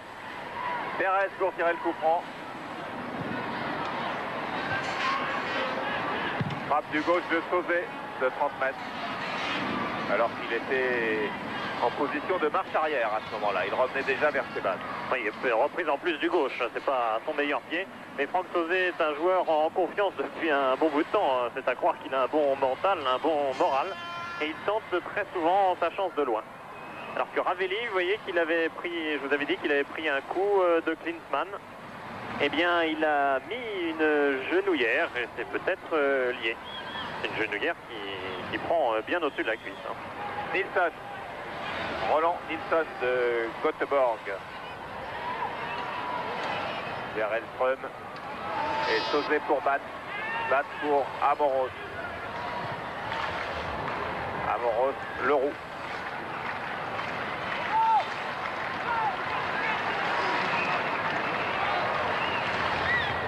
Pas de risque dans la relance. Dégagement tendu du pied gauche à destination de Papin et faute de Hyssen. Non, pas de faute de Hyssen. Hyssen qui donne à son gardien, Ravelli. Difficile parfois de distinguer s'il y a faute ou pas faute compte tenu maintenant de l'état de la pelouse sur certains dérapages. Dimeco va chercher le ballon. Terne, le buteur. Liu. Terne à nouveau. Bonne interception. Française avec Cantona, toujours en déviation. Pardo, Cantona. Cantona qui a Papin à droite, Cantona qui va dans l'axe, il continue dans l'axe, il donne à Ferreri. Pérez rentre dans la surface. Frappe du gauche de Pérez. Allons échappé, but de Cantona. But d'Eric Cantona, la France égalise, le gardien a certainement fait ce but aussi parce que le terrain était glissant, mais il est glissant pour tout le monde, et c'est Cantona qui égalise. Et le grand retour d'Eric Cantona qui avait sa première sélection, il avait marqué un but. C'était contre l'équipe d'Allemagne à Berlin. Et bien, première sélection, le retour, il marque ici en Suède. Le tir de Pérez, et elle vient glisser sous le bras de Ravelli. On n'avait pas senti très à l'aise à l'entraînement, et bien ça se confirme tout de même sur ces tirs à ras de terre. Il a eu du mal à se coucher sans sa gauche. Et Eric Cantona, qui était au démarrage de l'action, qui avait fait une déviation, qui avait accéléré lui-même le jeu, qui avait lancé Pérez, accélération de Pérez derrière, et but donc d'Eric Cantona, le premier depuis 4 matchs. Et il n'y a qu'une personne qui s'est levée dans le stade, c'est Louis Nicolin, le président de Montpellier, qui a fait le déplacement. Cantona est Montpellierin, vous le savez, depuis quelques semaines. Alors Michel Mézy s'est peut-être levé aussi. Peut-être, mais il n'était pas le début de Nicolas. Voilà. Et il est là également. En tout cas, un partout maintenant. Ferreri, Larsson. Larsson, Terne. Et c'est une égalisation que la France mérite. Et en tout cas la pluie a l'air quand même d'avoir réveillé les deux équipes, car les Suédois sont revenus tout de suite dans le match. Ils ont réattaqué, alors que bon, ils n'avaient pas fait une impression extraordinaire en première mi-temps. Ils ont bien réattaqué cette troisième mi-temps, troisième tiers-temps si l'on peut dire. Et l'équipe de France, juste après, a égalisé. Le match qui s'est réveillé. Ça prouve que les joueurs ont envie de jouer, que cette interruption ne les a pas empêchés de revenir avec les meilleures intentions. Et la France n'avait pas marqué depuis longtemps. Cantona avait marqué un but en équipe de France. Le deuxième, c'est aujourd'hui. Dernier but de l'équipe de France, c'était Franck Sauzet à Yougoslavie-France, aux alentours de la 60e minute, dans un mois de novembre à Belgrade. Ça fait donc 60, ça fait 5 matchs entiers pratiquement que l'équipe de France n'avait pas marqué. Puisqu'on n'est plus très loin de la 60e minute. Ouais, ce but a été marqué à la 12e minute de la deuxième mi-temps. Toute mi-temps confondue, hein. C'est-à-dire, là sur le tableau, on a mis 52 minutes, ça doit être un peu plus. Enfin bref, on va pas se côté là-dessus. Dimeco, interception devant Dimeco de Terne. Elström, taclé et faute de Yvon Leroux, non pas sur Elström, mais sur Stéphane Lundqvist. Il fait donc sa première apparition, même s'il avait été dans les 16 contre l'Algérie, il y a de cela 2 mois, c'était au mois de juin. Mais il n'était pas rentré. Hyssen. Pour une tête de Deschamps. Stromberg, attention, Sauzet. Bon coup de tête de Franck Sauzet. Stromberg, Pardo a bien vu ce qu'allait faire Stromberg. Et le pressing, mais Stromberg récupère avec Limpar. À nouveau, Lundqvist. Bon passage de Lundqvist. Centre au deuxième poteau. Ballon récupéré par Nilsson. Hellström. Et Yvon Leroux. Mais en plus, beau mouvement de la part des Suédois. Qui aligne maintenant une attaque complètement suédoise, enfin si l'on peut dire. C'est-à-dire que vous avez à l'écran Jan Hellström, qui joue en Suède, et Lindqvist maintenant, qui joue un peu sur la droite, qui joue à Halmstad en Suède aussi. Stromberg, par-dessus la défense française. Et il n'y avait pas de hors-jeu signalé de Hellström sur cette action. Mais Matt va pouvoir dégager. Il joue avec Franck Sauzet. Alors que Platini, maintenant qu'il ne peut plus, eh bien, s'approche de plus en plus du terrain. Je crois qu'il a de bonnes sensations avec son équipe de France. Et c'est peut-être encore avec Papin maintenant qui prend bien le ballon de la tête de l'extension de Papin qui se bat dans la surface. Ballon récupéré par Perez. Attention, c'est pas fini. Papin, bout portant et but. But de Papin.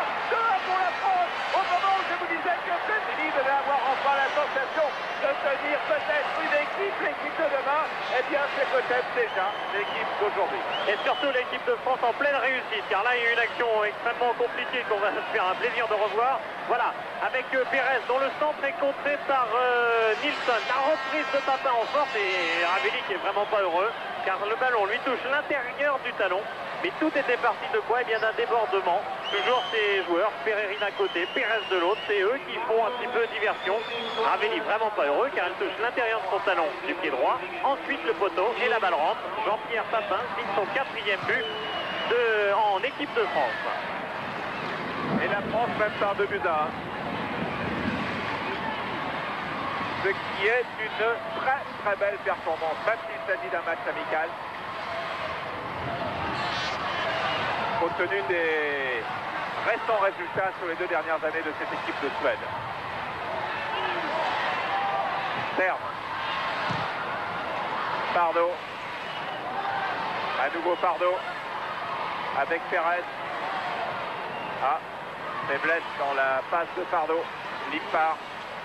Stromberg, Pardo qui va essayer de récupérer cette balle. Se bat avec sa vaillance coutumière. Larsson. Terme. Jonas Terme.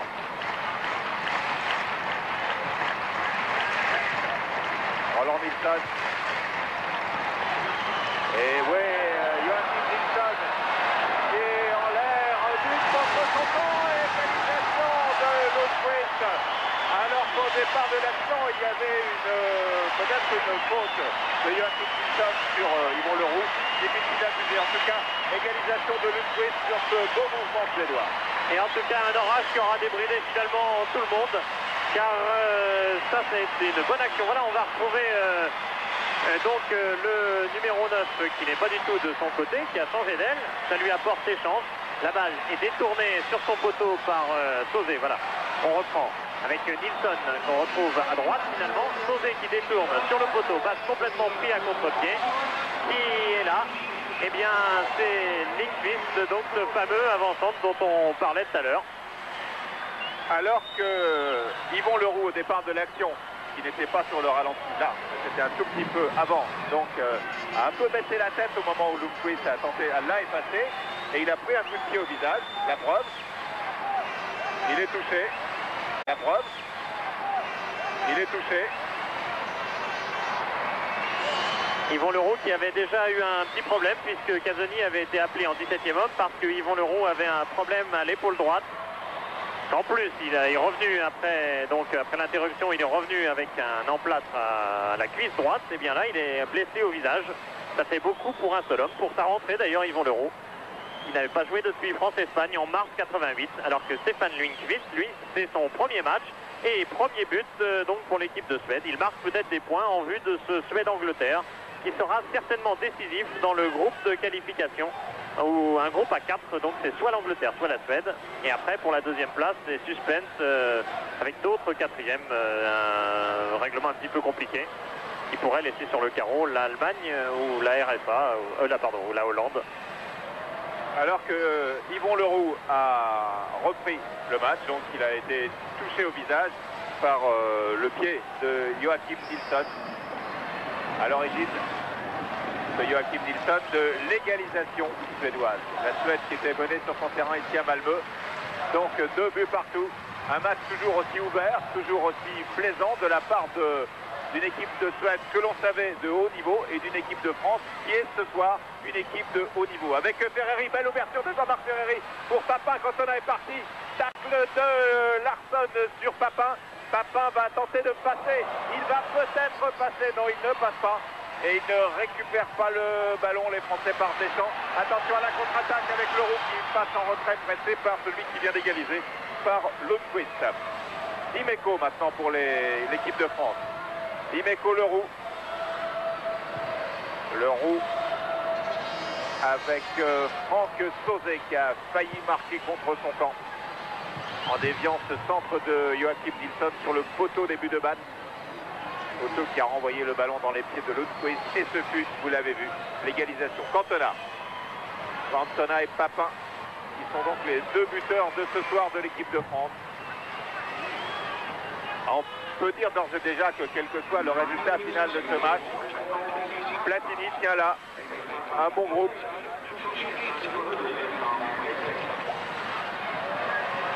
Attention à Hellström.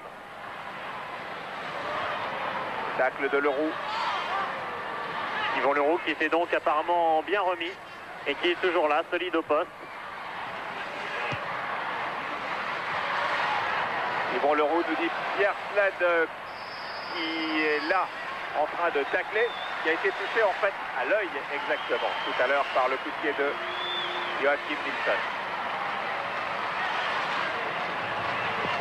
Il a un coup franc bien placé car en fait la faute de Leroux était indiscutable. Il bloquait le ballon sous lui. Si on ne compte plus le jeu à terre, il ne faut tout de même pas enterrer le ballon dans la pelouse.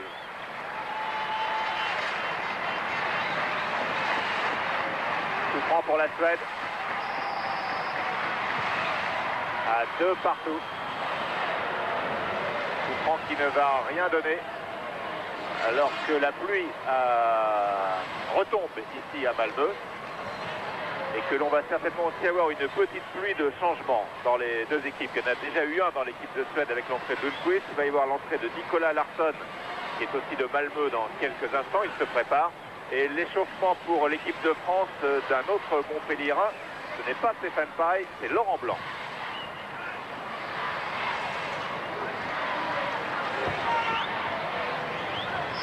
Voilà, changement avec la sortie de Limpar et l'entrée de Nicolas Larsson. Limpar qui avait ressenti une douleur à la paroi abdominale mardi à l'entraînement et qui sort donc remplacé par Niklas Larsson, qui est pourtant un défenseur. Et la France est toujours à l'attaque avec Amoros, avec Cantona. À nouveau Amoros, frappe de Deschamps, frappe un petit peu écrasé. Cantona a failli récupérer. Mais les défenseurs suédois relancent sur Hellström. Ballon récupéré par Franck Sauzet avec Papin. Papin qui est revenu. Papin à la lutte avec Tern. Papin qui se heurte à Strandberg et Tern relance pour la Suède maintenant. Elle avec Lundqvist. Et ce sera non pas une sortie. Un ballon pas si facile que ça à négocier d'ailleurs pour Yvon Leroux. Attention, la passe en près d'Hellström. Leroux est revenu. Le ballon revient pour Joël Bach, mais Joël Bach n'est pas sorti, il a hésité. Et le dernier entrée, Niklas Larsson est là. Niklas Larsson a donné sur la défense française. Cantona mène la contre-attaque. Cantona avec Papin. Attention, ça va se jouer à 1 cm pour leur jeu. Et une faute qui va valoir un carton certainement à Peter Larsson. Et là, tout le jeu sans ballon de Jean-Pierre Papin. C'est ça qui déséquilibre sur cette action la défense suédoise. Il s'en va, appel à droite, appel à gauche. Finalement, il ouvre le terrain pour Cantona qui joue le coup tout seul, car Jean-Pierre Papin n'hésite pas parfois à faire des appels, même en position de hors-jeu, pour déstabiliser une défense. parfois il faut jouer comme l'a fait Cantona tout seul. Mais il a été pris par Peter Larsson alors qu'il y a un nouveau changement de joueur. Entrée de Laurent Blanc à la place de Jean-Marc Ferreri. Et donc le milieu de terrain français qui se grandit à nouveau. Alors que la nouvelle option de Michel Platini, c'est de mettre au milieu de terrain des joueurs vifs pour pouvoir faire un pressing. C'est un petit peu le contraire de ce qui avait été fait par exemple en Écosse, où il y avait Laurent Blanc, où il y avait Sauzé, où il y avait Loret. Là, c'est une nouvelle option dans l'équipe de Michel Platini. Il a dit qu'il se tiendrait aux options qu'il donne maintenant. Cantona avec Perez. Perez qui a été très souvent dangereux sur le flanc gauche, qui redonne à Cantona. Transversal sur Manuel Amoros. Deschamps, non. Ramberg pour les Suédois qui repartent maintenant avec Ljung, avec Larsson. Déviation pour Elström, Lundqvist. Lundqvist, tête de Dimeco. Isen. Nilsson. Ramberg. Leroux récupère. Perez. Deschamps. Donnant tête Didier Deschamps, bel extérieur à destination de Papin. Cantona part dans l'axe. Cantona part dans l'axe, va peut-être pouvoir reprendre. Ah non, sur terrain sec, il serait peut-être arrivé à temps. Centre de Cantona pour Laurent Blanc. Laurent Blanc Deschamps. Bardot. Ça passe de justesse, mais ça passe. Attention, petite mésentente là entre Amoros et Laurent Blanc. Le ballon n'est pas sorti. Amoros toujours. Amoros, non. Passe ratée de Manuel Amoros. Il s'approche doucement mais sûrement du record de sélection. C'est la 63e ce soir. Ramberg. Storm. Storm qui passe. Que Deschamps a très bien stoppé. Même si le public ici réclame un coup franc. Laurent Blanc. Alors jeu de Papin, il y avait quelque chose. Cette fois il a été pris, c'est Roland Nilsson au départ de l'action qui le couvrait, donc tout à fait sur l'autre aile, l'arrière droit. Il a fait les 3 pas qu'il fallait pour mettre Jean-Pierre Papin en jeu sur cette passe de Laurent Blanc qui a repris exactement la position de Ferreri sur le flanc droit. Ramberg, tacle de Pardo. Et là, pied en l'air de Leroux qui dit mais oui, mais tout à l'heure, quand il y a eu le but, c'était la même chose. Il a baissé la tête, moi j'ai baissé la tête. Et cette fois-ci, il y a coup franc. Nilsson, transversal sur Blanc. Blanc qui remet de la tête vers Deschamps.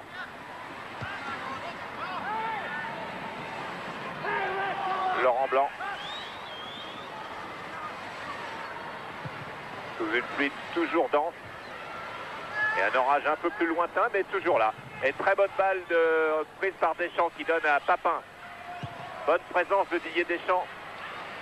Transversal de Papin intercepté par Nilsson devant Perez. Match très ouvert, très vif, très rapide, très offensif de la part des deux sélections. Et nouvelle faute de Yvon Leroux, toujours ses fautes par derrière qui n'échappent pas à l'arbitre.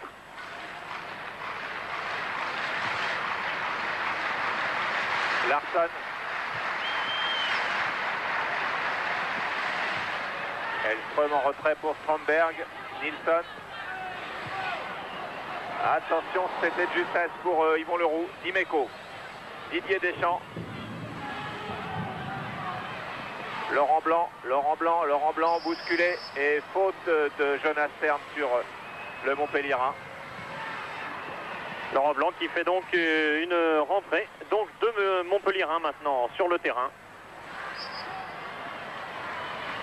Alors que la pluie continue de tomber. Elle retombe même de plus en plus fort comme tout à l'heure. Même si ce n'est en rien comparable avec l'orage au plus fort. Hein. Blanc. Belle ouverture de Blanc pour Papin. Cette fois-ci, il n'est pas en jeu. Papin est bien parti. Cantona dans l'axe aussi. Ah, ça ne passe pas. Et Papin frappe. C'est un tir de Papin envoyé par Isen. On craignait un petit peu l'association Papin-Cantona parce que c'est vrai que les rapports n'avaient pas été idéaux sur le plan humain, mais sur le plan football, on voit que Papin donne à chaque fois les ballons quand il le faut, et quand il ne le faut pas, eh bien il frappe. Laurent Blanc avec Eric Cantona, qui fait un beau retour en équipe de France, dans une belle équipe de France, et là il y a hors-jeu. Eric Cantona qui a donc été pris au hors-jeu cette fois-ci. Mais la défense suédoise qui a été la plupart du temps mal à l'aise face aux inspirations françaises.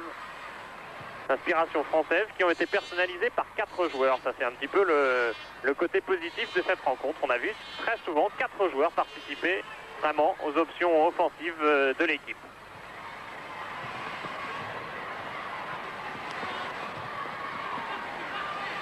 Nilsson pour le Niklas Larsson que nous retrouvons. Niklas Larsson, interception de Dimeco, mais le ballon est pour Jonas Tern. Attention à la frappe de Tern, encore une bonne intervention de l'Euro. Cantona en déviation, certainement, voilà qui est fait avec Laurent Blanc, son camarade de Montpellier qui redonne maintenant au Nantais Deschamps. Deschamps pour Cantona. Ah, leader juge de touche a hésité une seconde avant de lever son drapeau. Il ne devait pas y avoir grand chose entre le départ de la balle et le moment où Cantona s'est trouvé hors jeu. Oui, car Cantona a fait la différence très nettement physiquement par rapport à un défenseur qui allait évidemment dans l'autre sens.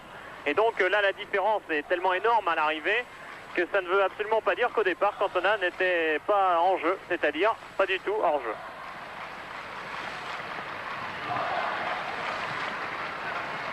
Amoros, Laurent Blanc. Laurent Blanc, Cantona, Laurent Blanc qui va vite, mais il avait trop de retard sur Thyssen. L'équipe de France qui continue d'attaquer, une équipe de France conquérante. Et qui retrouve avec la rentrée de Laurent Blanc un style vraiment à la française, un petit peu comme aime bien en parler Michel Platini. C'est ce qu'il voudrait retrouver. La réception de Leroux. Pardo, Bernard Pardo. Laurent Blanc. Ah, mésentente entre Blanc et Pérez, ancien Montpellierin. Aujourd'hui à Paris Saint-Germain, Deschamps. Deschamps, Pardo. Bel extérieur de Pardo pour Blanc. Mais Hyssen couvre bien, mais a du mal à donner à son gardien, à assurer le coup. C'est fait avec acrobatie de la part du gardien Thomas Ravelli. Nilsson. C'était pour Elström, non, Lundqvist. Et faute de Yvon Leroux sur Lundqvist. Yvon Leroux qui est tout à fait dans le style que demande Platini, c'est-à-dire des stoppeurs libéraux, à la fois un petit peu stoppeurs, à la fois libéraux, selon un petit peu le cadre de l'action. Et là, on l'a vu sortir sur Lundqvist, même s'ils étaient très très loin du but de Joël Bats. C'est ce que cherche Michel Platini dans sa recherche du pressing loin dans le terrain. À nouveau Nilsson pour Stromberg, alors que la pluie est en train de devenir aussi intense qu'au moment où le match a été arrêté. Mais il n'y a pas d'orage maintenant. Deschamps. Ah, Deschamps, non. Rate complètement sa passe. Stromberg. Faute de Dimeco sur Stromberg. Stromberg, une grande figure du football suédois. Larsson. Ljung.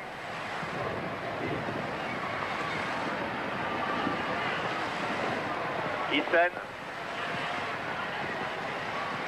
Tern, qui a marqué le premier but de ce match Suède-France. Papin après cette tête de Pérez, Laurent Blanc qui remet, difficile d'ajuster dans ces conditions, mais Pérez très accrocheur, très combatif depuis le début du match, a failli récupérer le ballon, alors qu'on se retrouve maintenant, oui, avec Elström à son tour au milieu de 3 ou 4 Français, qui ne parvient pas à passer. Après, maintenant Cantona qui cède un petit peu de la main, semble-t-il, l'arbitre a laissé jouer, il était face à Nilsson, allez savoir exactement ce qui s'est passé, alors que l'orage revient et que le match pourrait, allez savoir, être interrompu une nouvelle fois. Alors là, la régie finale à Canal+, donc je pense qu'on va, à cause de ces conditions météo très particulières, attention à Stromberg, on va rendre l'antenne plus tard que prévu. Il y aura un petit décalage de quelques minutes dans la suite des programmes qui sera compensé certainement assez vite, mais petit décalage quand même dans les premières heures.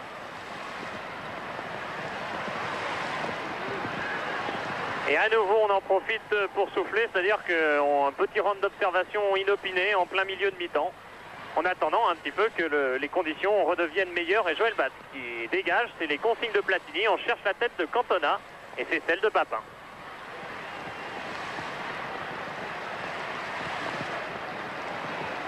Condition difficile, il est vrai, pour relancer le jeu de derrière. Il y a une prise de risque toujours dans ces parties de terrain, car la balle fuse évidemment. Beaucoup de tête de Leroux, mais Strandberg, on le retrouve, et une belle ouverture de Strandberg pour Niklas Larsson. Interception de Dimeco, intervention de Dimeco plus précisément, et c'est une touche suédoise. On était un petit peu inquiet pour Strandberg parce que la saison italienne n'est pas recommencée, ça reprend la semaine prochaine. Et apparemment il est déjà tout à fait prêt. Niklas Larsson fait la remise en jeu. Pardo devant. Cantona a tenté de prendre le ballon, que récupère Pérez maintenant. Pérez s'est bien joué avec Laurent Blanc. Et les deux flèches, Papin et Cantona, sont prêtes. Elles sont affûtées, on l'a vu. Ils ont marqué chacun un but. Hellström.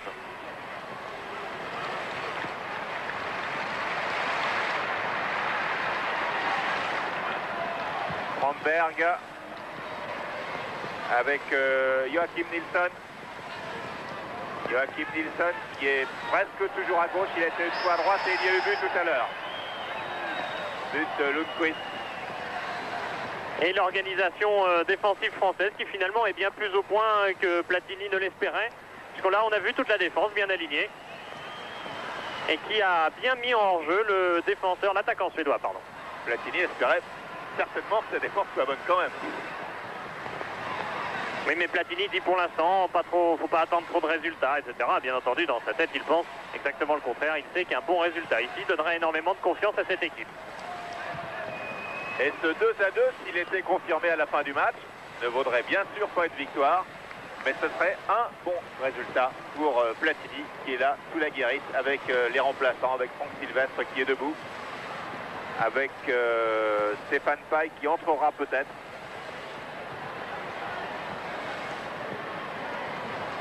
L'équipe de France qui, ne l'oublions pas, prépare tout de même un match de Coupe du Monde contre la Norvège. Et bon, il reste un tout petit espoir de qualification.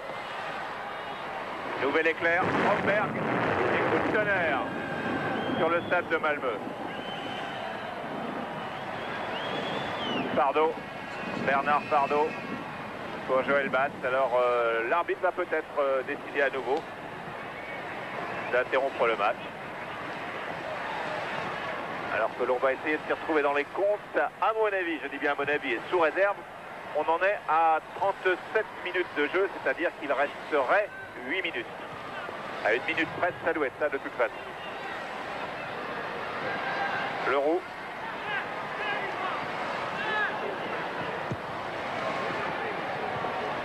Bonne déviation de Cantona qui repart sur la droite. Voilà Cantona qui est bien parti comme une flèche, comme si le terrain était sec.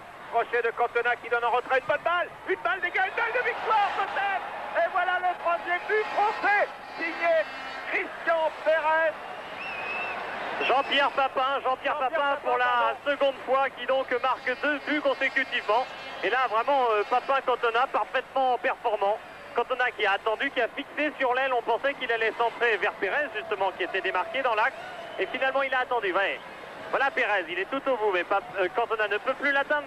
Tire, balle en retrait pour Papin, balle déviée bien sûr, comme ça fait 3 buts hein, finalement les 3 derniers buts où il y a un petit peu de billard. Mais reprise de Papin comme il sait le faire, c'est-à-dire sans hésiter. La balle qui s'engouffre juste sur la gauche de Ravelli. 2 buts pour Jean-Pierre Papin, 1 but pour Cantona. Ça nous rappelle Marseille l'année dernière, où il y avait eu quand même des matchs où les 2 joueurs avaient marqué à la fois. On se rappelle d'un Marseille-Lens par exemple, 5-2, 2 buts de Papin, 2 buts de Cantona.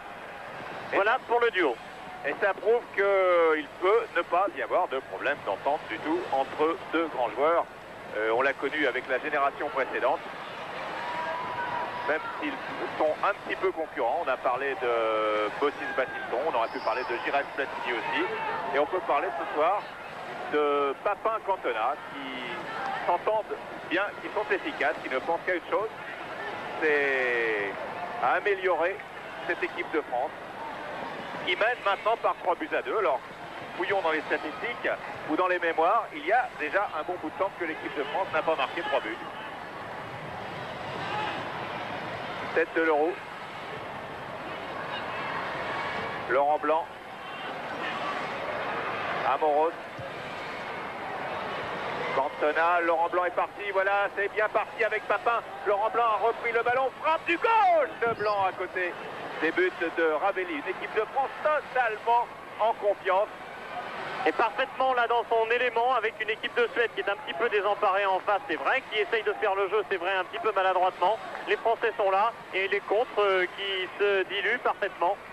Les enchaînements qui se font parfaitement entre Blanc, qui d'ailleurs a fait une très très bonne rentrée, il faut le noter. Il équilibre parfaitement ce milieu de terrain. Des espoirs qui confirment. Voilà ce qu'est l'équipe de France de ce soir. L'équipe de France qui mène 3-2. Je vous rappelle que c'était Jonas Stern qui avait ouvert la marque à la 5e minute. Égalisation de Cantona. Avantage donné à la France par Papin, égalisation de Lundqvist et avantage à nouveau donné à la France par Jean-Pierre Papin. Papin qui n'avait marqué que 3 buts chez les Bleus et qui en marque 2 dans la même soirée. 3 plus 2. Ça doit faire 5, non? C'est exact. Et la Suède qui n'avait pas été battue sur son terrain, c'était d'ailleurs pas à Malmö, c'était à Stockholm la dernière défaite contre le Danemark, 2-1, il y a plus de 2 ans, 2 ans et demi.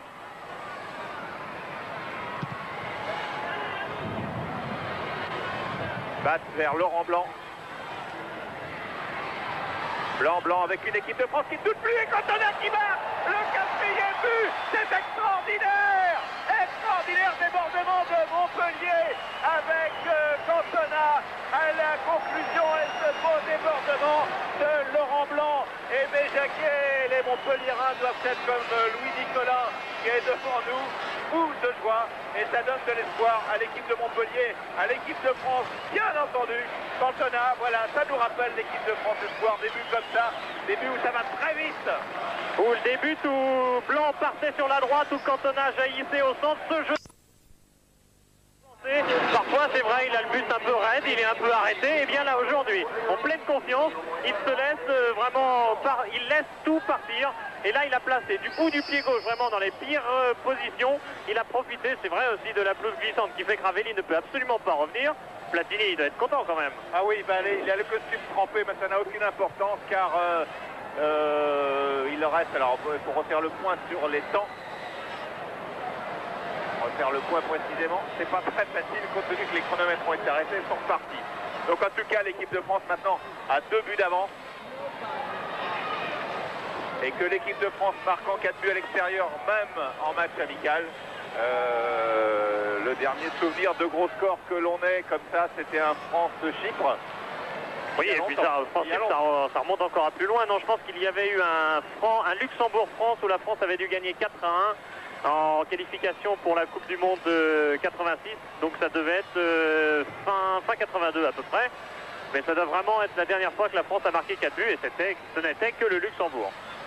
Face à une équipe d'une telle envergure, même si les Suédois sont peut-être moins motivés que les Français, pour qui ce soir c'était une naissance, c'est la naissance d'un groupe de toute façon, hein. Car bon, bah, 2-3 exceptions près, on ne voit pas quels autres joueurs, il y en a certainement peut-être plus qui peuvent aspirer à être dans l'équipe de France, qui est encore à l'attaque avec Laurent Blanc, peut-être un 5e but avec Thérèse maintenant. Thérèse en retrait, oh là là, Hyssen a tapé comme il a pu pour dégager cette équipe suédoise qui est là, passe un très mauvais quart d'heure. Une très très mauvaise deuxième mi-temps, vraiment tout le long de cette seconde mi-temps. Les Suédois ont été en difficulté. Et là, maintenant, la confiance est telle que Eric Cantona peut se permettre ce genre de geste en toute latitude, toute confiance.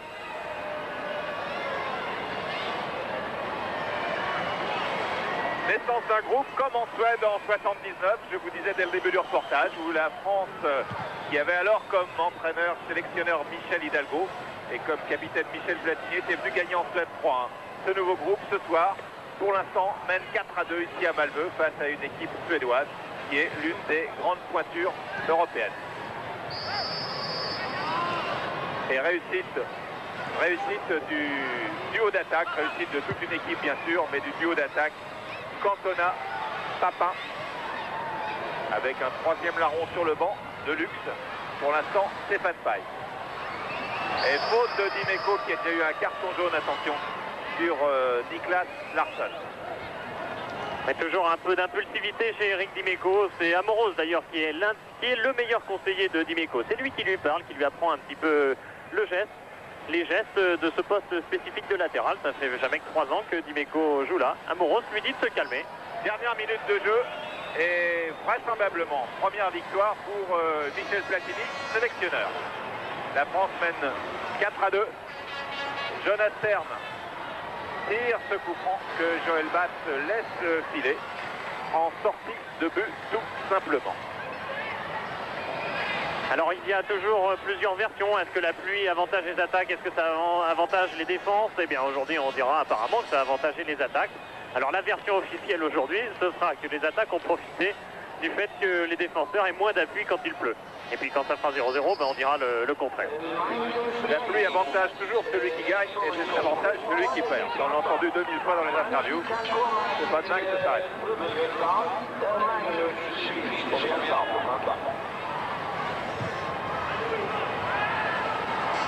Tête de Sauzet, quelle belle extension à la 89e minute. Cantona, ça ne passe pas. Pérez. Amoros. Sauzet pour Joël Bass. Alors, si tout le monde est d'accord sur les arrêts de jeu, les temps, la pluie, on devrait être dans les dernières secondes. Dernière seconde d'un match qui comptera. Il sera peut-être, c'est l'avenir qui nous le dira, un match référence. Nilsson.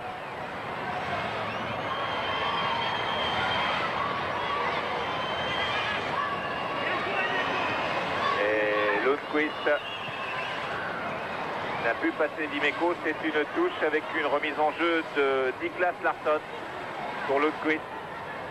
Petit coup de tête de Lundqvist. Attention, c'est pas fini. Bonne frappe et bel arrêt. Bonne frappe de Joachim Nilsson et bel arrêt de Joël Bass. Avec des appuis, vous le disiez tout à l'heure, qui sont plus difficiles à trouver compte tenu de l'état du terrain. Et Joël Bass qui a beaucoup d'expérience, il vient de fêter son 400e match de Division 1. Ce week-end, c'était à Saint-Étienne.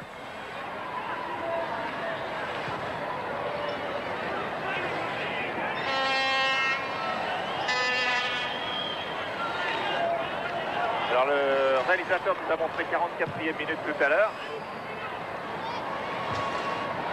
Je pense qu'il avait raison.